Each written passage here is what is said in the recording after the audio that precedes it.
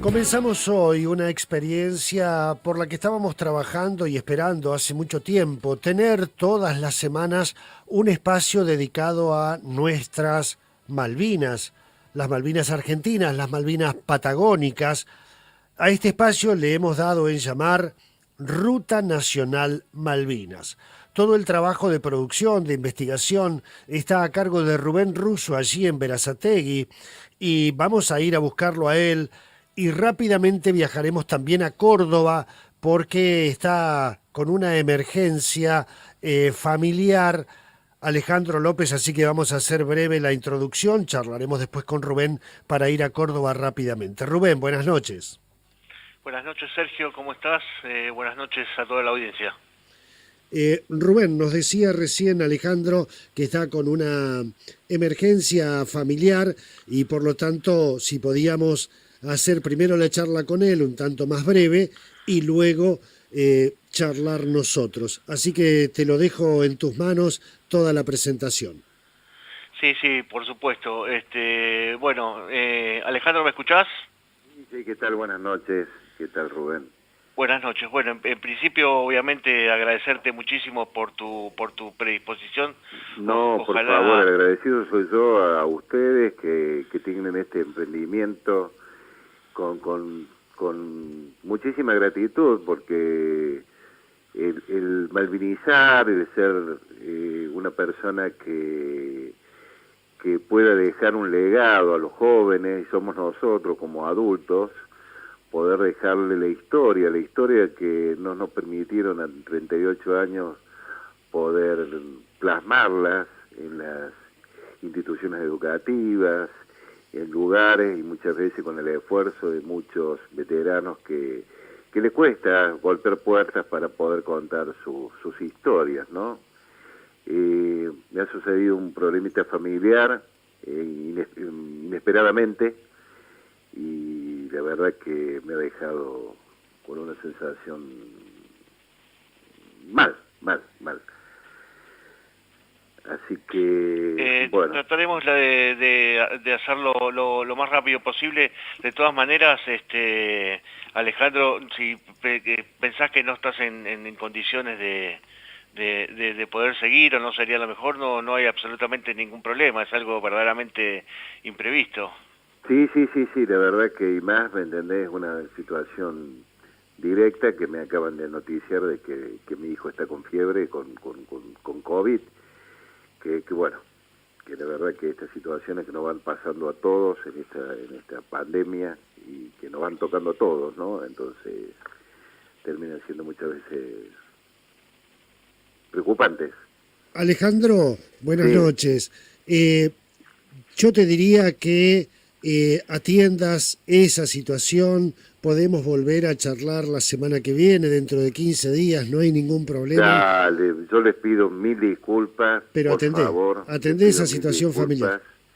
disculpas por esta situación, que lógicamente mi cabeza está en otra cosa, y bueno, yo simplemente en esta apertura que tienen ustedes de sentimiento patriótico, de ser hombres que aman la patria, que tienen sentimientos, y como digo yo, Malvinas es de todos los argentinos, ¿me entendés? Y Malvinas tenemos que buscar todos los días de honrar a nuestros hombres, a nuestros héroes, a esos 649 hombres que con lealtad y patriotismo ofrendaron su vida en el año 82.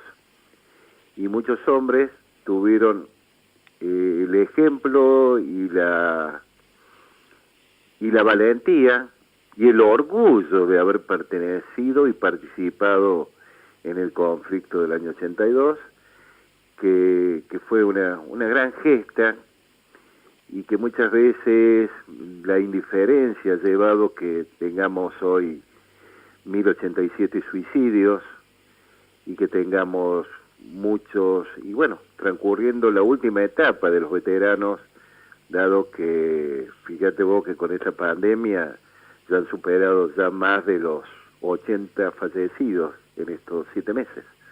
Claro. ¿Viste? Entonces, si bien esto nos toca a todos, y bueno, y sobre todo que decía con el tema muchas veces del desconocimiento de muchas veces de la sociedad, pero no por una cuestión de maldad, sino por una cuestión de no haber tenido la posibilidad que le pudieran contar cronologías, historias, hechos, donde muchas veces cuando uno pregunta y dice algo muy elemental y algo muy simple, ¿vos sabés cuántos hombres murieron en Malvinas?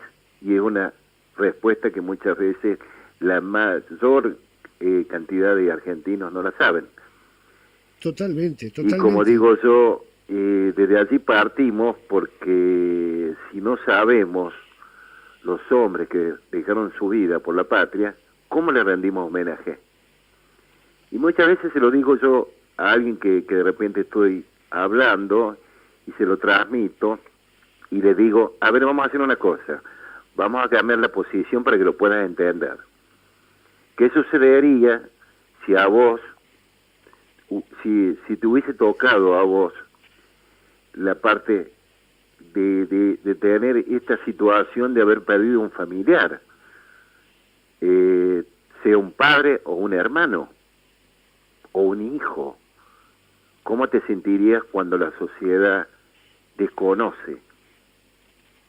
Entonces queda ese interrogante desde la otra parte, que todavía tenemos esa parte, ¿no?, del reconocimiento a nuestros hombres, ¿no? Y a la historia, es eso, y a la historia. A la historia y al territorio, Alejandro, porque así como no incorporamos o no se incorpora en Buenos Aires, en realidad no se incorpora a la Antártida, no se incorpora a nuestra Patagonia, tampoco se incorpora a Malvinas. Entonces también hay que incorporar la historia, los testimonios, las personas y el territorio para quererlo y para defenderlo, ¿no? Y vos fíjate qué cosas tan importante que ha sido, si bien el conflicto de Malvinas, que en la época tuvo un antes y un después, ¿no?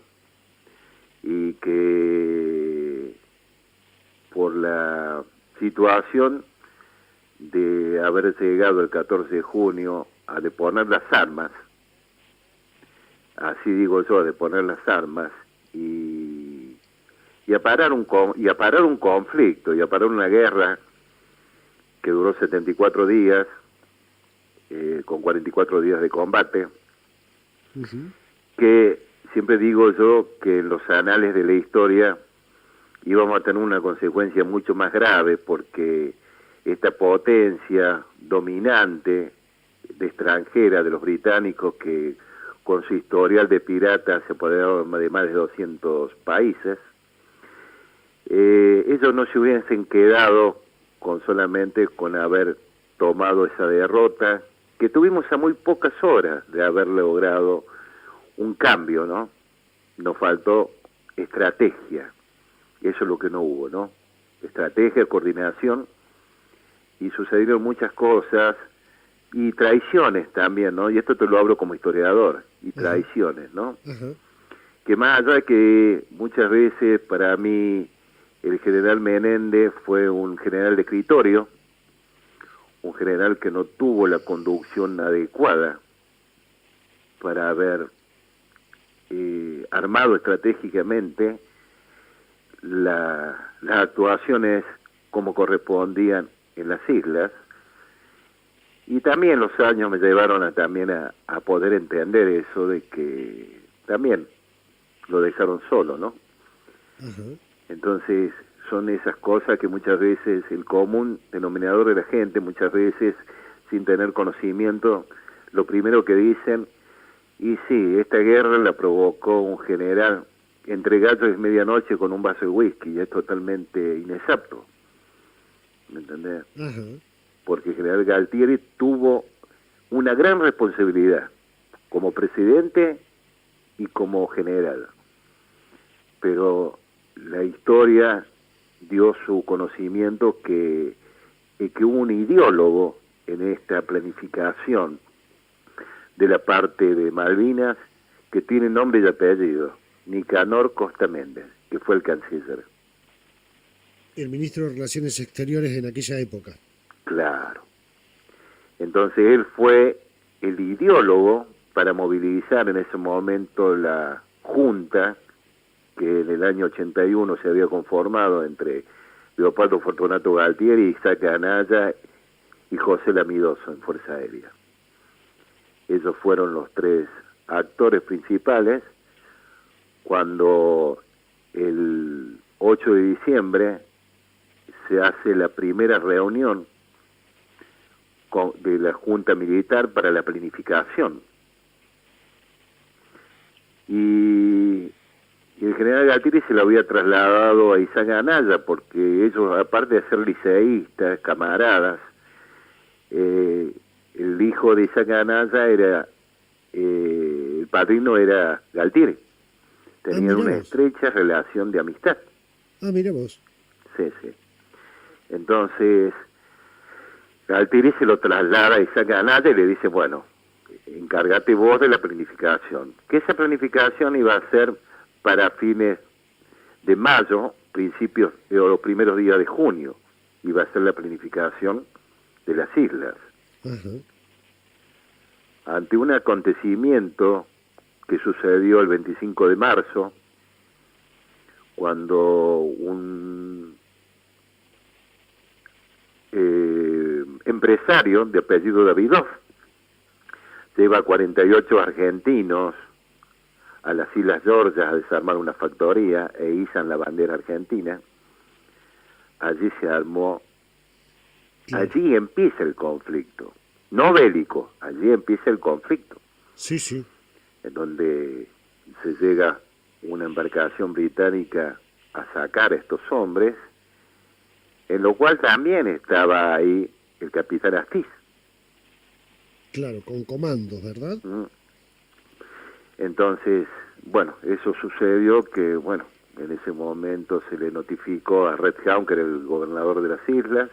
Redhound se lo comunicó a la ministra Margaret Thatcher, la primera ministra británica, y ahí deciden como primera medida mandar el submarino Conqueror, que fue el submarino que el día 2 de mayo hunde a las 16 horas el crucero General Belgrano.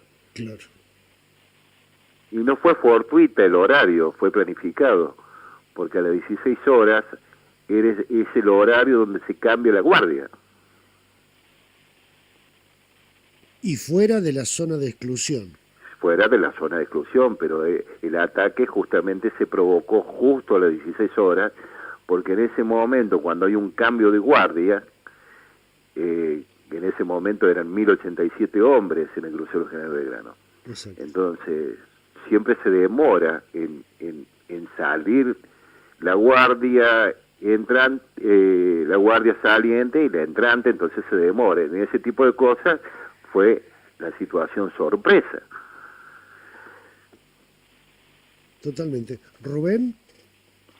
Sí, quiero aprovechar también para estoy atento escuchando lo que cuenta Alejandro.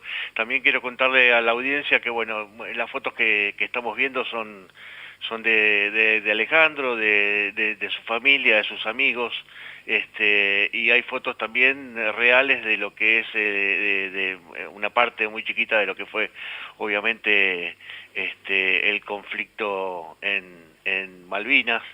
Quiero contarle también a la audiencia que Alejandro tiene en Facebook una página que se llama Malvinas 1982, así que ahí pueden ver muchísimas fotos, pueden ver testimonios, pueden ver videos. Se las recomiendo totalmente para aquellos que quieran saber más o para aquellos que quieran empezar a aprender o Malvinas saber más sobre... es un... Sí, cuando yo te contaba, Rubén, que sí, bueno, tengo muchos amigos, entre ellos un piloto, que hacía el trabajo antes del momento del 2 de abril. sí. cuando te contaba que nuestro país, nuestra República Argentina, abastecía en alimentos a los Kelper, que en ese momento eran 2.000 Kelper que vivían en Puerto Stanley, denominado con ese nombre en ese momento, y nuestros aviones proveían de alimentos para los Kelper, y también se le disponía de traerlos a La Plata, a la ciudad de La Plata, para que estudiaran, y en la universidad también, y no pagaban absolutamente ningún centavo, y tampoco para traerlos. O sea, el país ha sido tremendamente generoso con los Kelper. Ellos no se pueden olvidar. Más allá que en ese momento allí se manejaba una moneda que era una moneda interna, que no era la libra esterlina que tienen en Gran Bretaña, era una moneda de circulación interna nada más. Y bueno, y ellos no tenían su condición de ser británicos, simplemente eran ciudadanos para ellos, ciudadanos de segunda, o en una denominada forma despectiva Beni. Beni significa campesino. Entonces, para ellos eran eso, que después de la guerra a ellos les significó de que pudieran tener una apertura, y le dieron su identidad, esa identidad que no tenían. Que más allá, ellos no quieren ser británicos, porque ellos en esos 149 años que sucedieron desde 1833 hasta el 1982, esos 149 años que ellos se quedaron con nuestras tierras, bueno, tuvieron un derecho de pertenencia, pero asistido por los argentinos, no por los británicos.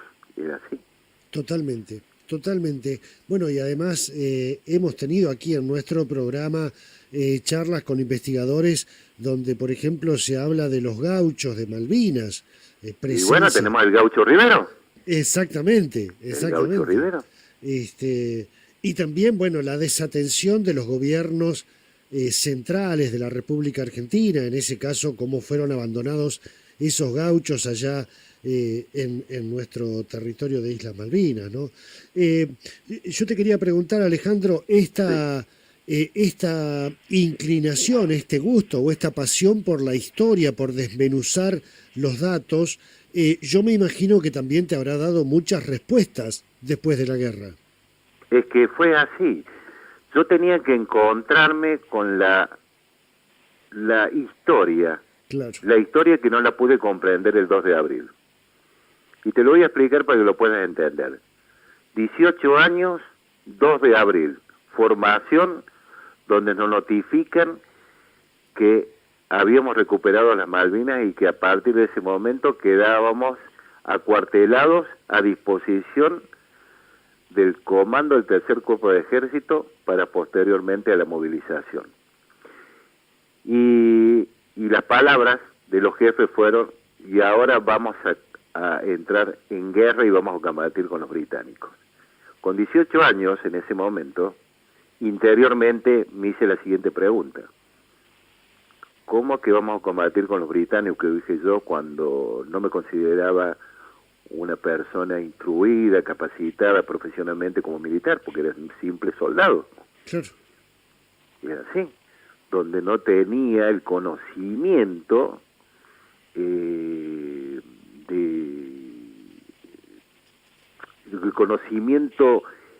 permanente, porque yo solamente había tenido 28 días de instrucción.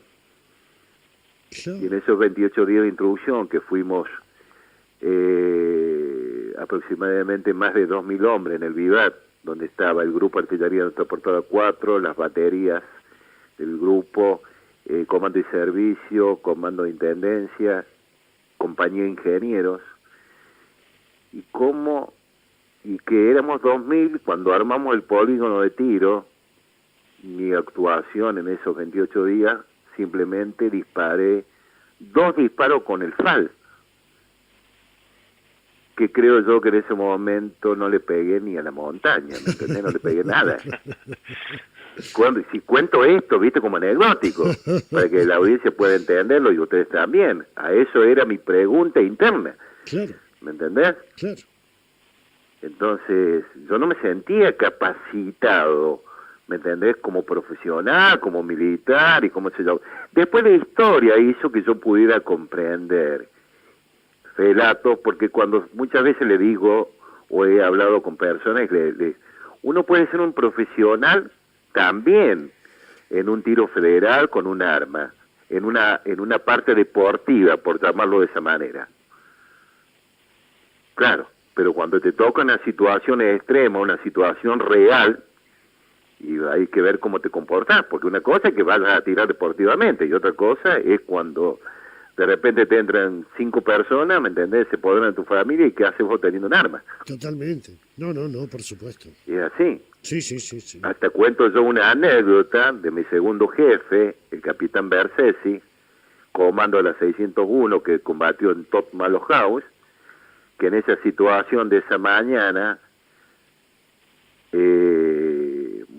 esa situación, ¿me entendés? Que hubo, que muere Espinosa y muere el sargento Mateo Esber, que era el sargento nuestro, y bueno, los hombres, estos 12 comandos que actuaron, se encontraron con la sorpresa que apareció el helicóptero británico, creyendo que era un helicóptero argentino, porque el helicóptero tenía, los helicópteros tenían una franja color amarillo, los helicópteros argentinos, y este era un helicóptero británico. Entonces fue la sorpresa que esa mañana los sorprendió y entraron en combate.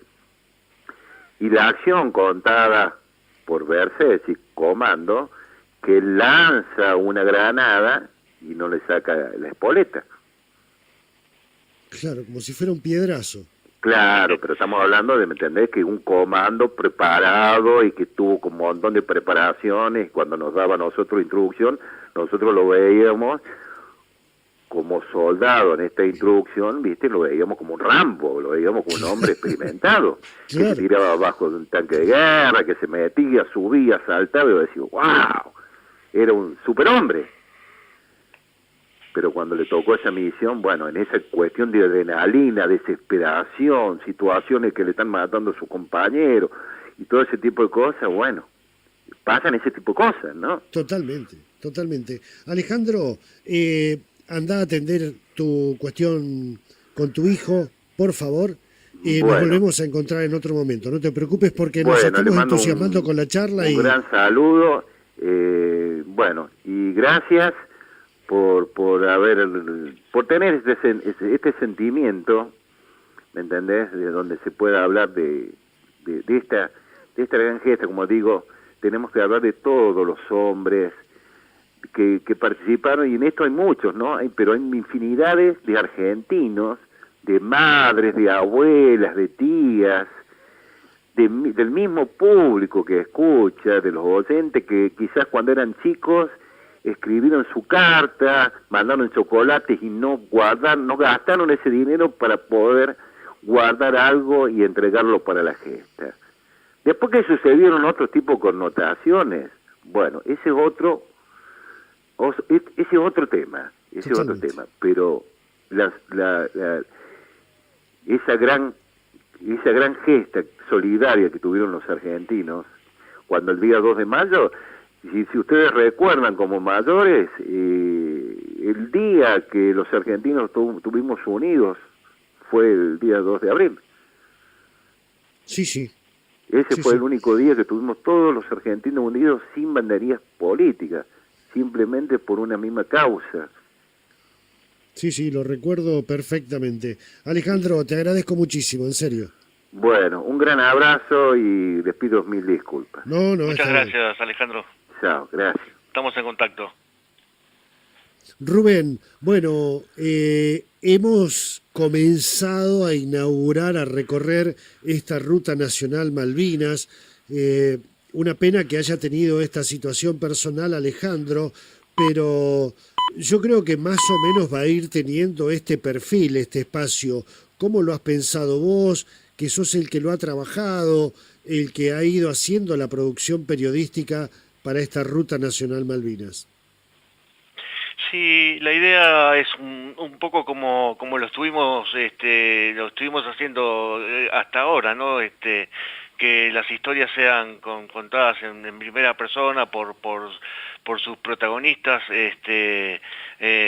Habrá mucha gente la cual vamos a poder escuchar y entender un poquito más todas las cosas que pueden contar y aprender, y un poco lo que charlábamos los dos, ¿no? Esto de utilizar el verbo malvinizar, que es lo que verdaderamente queremos, y desde nuestro modesto lugar y con tu generosidad por darme también participación en este otro espacio, más allá de Fotos con Historia, el programa de los miércoles, poder dar nuestro granito de arena, poder aportar para que bueno, todas estas historias se conozcan más, y bueno, no se olviden, porque digamos, por parte del Estado, los diferentes estados, no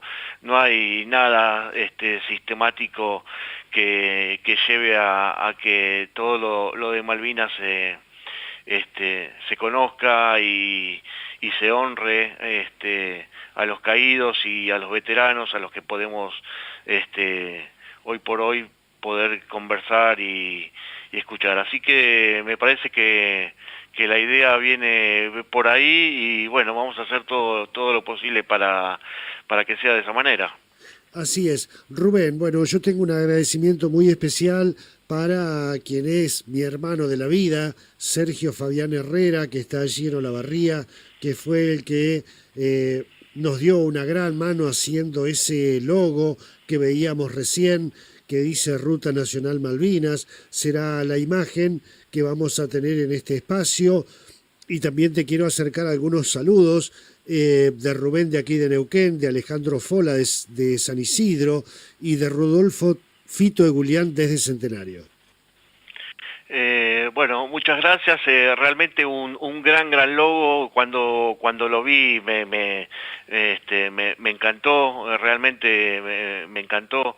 Y bueno, contar también a la audiencia, como dije hace unos minutos, que Alejandro tiene esa página en Facebook, Malvinas 1982, ahí la pueden consultar, y honestamente se van a cansar de poder ver fotos y testimonios. Algo que no pudo contar Alejandro, pero lo cuento yo ahora. Él en esta beta de historiador como veterano, se ha preocupado todos estos años por recopilar fotos de todo lo que es la guerra, no solamente de los soldados que daban su aporte, de aquellos pocos oficiales que hayan podido llevar su cámara para retratar esos momentos, sino también que ha podido encontrar fotografías por medio por ingleses, digamos, que han combatido, con los que se ha contactado para poder tener esas imágenes que nosotros no podíamos tener, por la sencilla razón de que una vez finalizado el conflicto se le fue secuestrado todo lo que tenían tanto los conscriptos como los oficiales, así que todo el material que podía estar se fue a parar a Inglaterra.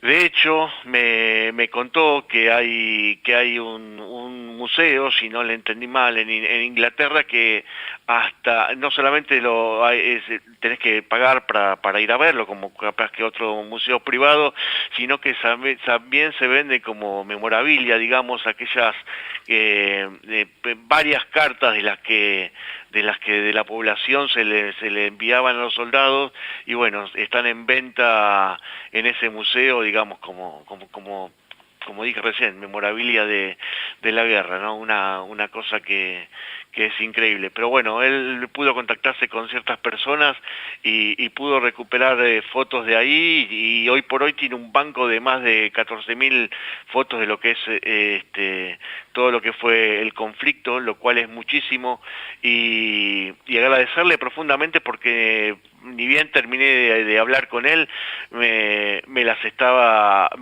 pasando para que yo pudiese utilizarla para el programa o para lo que considerara un gran gesto de por parte de él, que quiere que obviamente todo esto se difunda, y bueno, acá estamos para poder cumplir con eso. La verdad que felicitaciones, Rubén, porque si bien teníamos siempre entrevistas y ganas de hacerlo, ha sido tu trabajo, tu empeño, tu obsesión por tener este espacio para, como vos decís, malvinizar un poco más desde nuestro pequeño lugar todos los jueves a las 11 de la noche en esta Ruta Nacional Malvinas. Héctor Mauro de aquí, de Neuquén, también te felicita por la pasión porque se conozca la historia de Malvinas. Excelente entrevista. Rubén. No, sí, te comento esto, no nos fuimos dando cuenta, pero si vos recordás, empezamos, por lo menos en la parte que me toca a mí en Fotos con Historia, con aquella famosa historia de la antena de radioaficionado, de Lito Cabañas en el conflicto de Malvinas, y después al poco tiempo también vino la de Alejandro Francisco hace muy poco, que tuvo una repercusión tremenda, el piloto que lanzó el último Exocet. Así que me parece que fuimos llegando acá sin darnos cuenta, y bueno,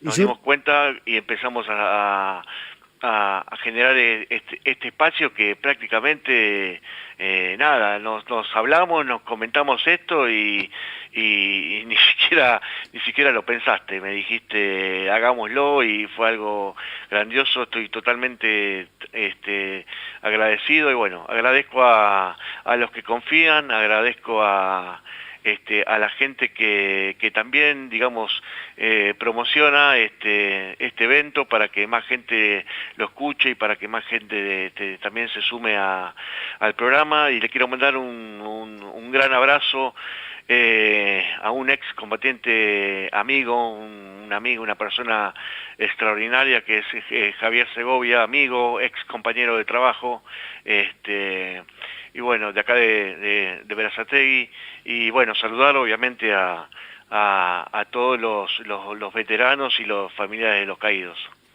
Rubén Russo, muchísimas gracias, felicitaciones, el agradecimiento por supuesto por este trabajo, este aporte y la creación de este espacio los jueves a la noche. Muchas gracias, un abrazo grande, nos encontramos el miércoles que viene en Fotos con Historia. Así es, nos vamos para el otro programa. Muchísimas gracias por el espacio, la verdad que muy feliz, muy contento. Abrazo grande. Nos volvemos de Córdoba, nos volvemos de Berazategui. Estamos en esta Ruta Nacional Malvinas que hoy tiene su primer programa. Todos los jueves, 23 horas, tendremos este espacio.